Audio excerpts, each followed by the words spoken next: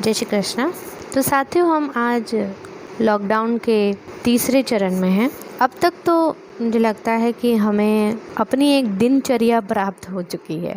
कुछ लोग अपनी दिनचर्या से खुश हैं, कुछ लोग उसे बेटर बनाने की कोशिश कर रहे हैं कहीं, और कुछ लोग अभी तक सोच ही रहे हैं कि लॉकडाउन कब ख़त्म होगा और हम उसके बाद क्या करेंगे। जिस प्रकार से रोज़ हमें न्यूज़ प्राप्त हो रही है, ये जो दुनिया भर में संघर्ष चल रहा है वो पूरी तरह से कब ख़त्म होगा ये तो कोई कह नहीं सकता। लेकिन हाँ, हम अपने हिसाब से उससे अच्छी तरह से डील करने के लिए कुछ न कुछ विचार कर सकते हैं। तो साथियों, आज मैं मेरे चिंतन से कुछ 8 स्टेप्स के बारे में बात करने वाली हूँ, जिससे मुझे लगता है कि काफ़ी हद तक हमारी जो लॉकडाउन की सिचुएशन है उसमें हम अपने जीवन को एक बेहतर रूप से जी सकते हैं।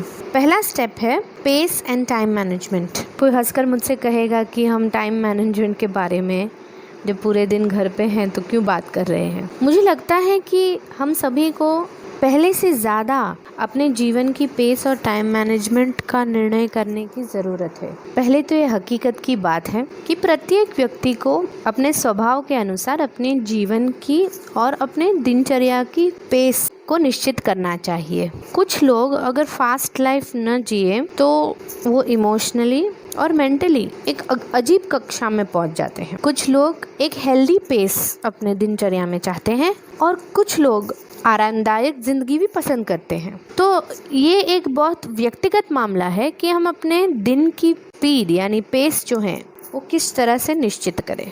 अब एक बार जब हम ये निश्चित कर लेते हैं तो उस पेस के हिसाब से भी टाइम मैनेजमेंट करना बहुत ज़रूरी है। जैसे कि लोग कहते हैं कि अब हमारे पास समय ही समय है, लेकिन फिर भी एक चीज़ जो हम सुबह सोचते हैं एक अच्छी चीज़ करना, कई बार हम ऐसा ऑब्जर्व करते हैं कि 2-3 दिन तक अच्छा चलो बाद में करेंगे, अच्छा चलो बाद में करेंगे करके हम घर में हैं, फिर भी हम वो चीज़ नहीं कर पाते। तो इस वजह से टाइम मैनेजमेंट काफ़ी ज़रूरी मुझे लगता है इस समय में। पहले बहुतांश लोगों की जैसे टाइम टेबल हुआ करता था या तो फिर आपकी अपॉइंटमेंट डायरी होगी। मैं चाहती हूँ कि हम उस डायरी में जो भी समय आप निश्चित करें कि आप कौन से समय प्रातःकाल उठना चाहते हैं उसमें लिख, और फिर 1-1 घंटे के हिसाब से हम अपने दिन को डिवाइड करें कि हम क्या करना चाहते हैं। बहुत ज़रूरी है। कुछ लोग चाहते हैं कि सुबह उठकर अच्छे मंत्रों को सुने, या तो फिर सिंपली अपनी बालकनी या खिड़की के बाहर देखकर सूर्य के प्रकाश को एंजॉय करें, या तो फिर हम योग करना चाहते हैं, व्यायाम करना चाहते हैं, जैसे जैसे जिसकी मर्जी हो। कुछ लोग सुबह उठकर संगीत का रियाज करना चाहते हैं। बात यह है कि हम जो भी करना चाहते हैं हम निश्चित करें, अपनी डायरी में लिखें। उसके पश्चात क्या आप किचन में जाना चाहते हैं, आप कितने घंटे किचन में देंगे, क्या आप स्नान करना चाहते हैं या फिर कोई अच्छी सी किताब पढ़ना चाहते हैं। हम में से कई सारे लोग वर्क फ्रॉम होम कर रहे हैं, घर बैठकर काम कर रहे हैं। तो हम काम का वक्त निर्धारित करें और उस समय में हम 100% वही करें, 100% हम वही करें।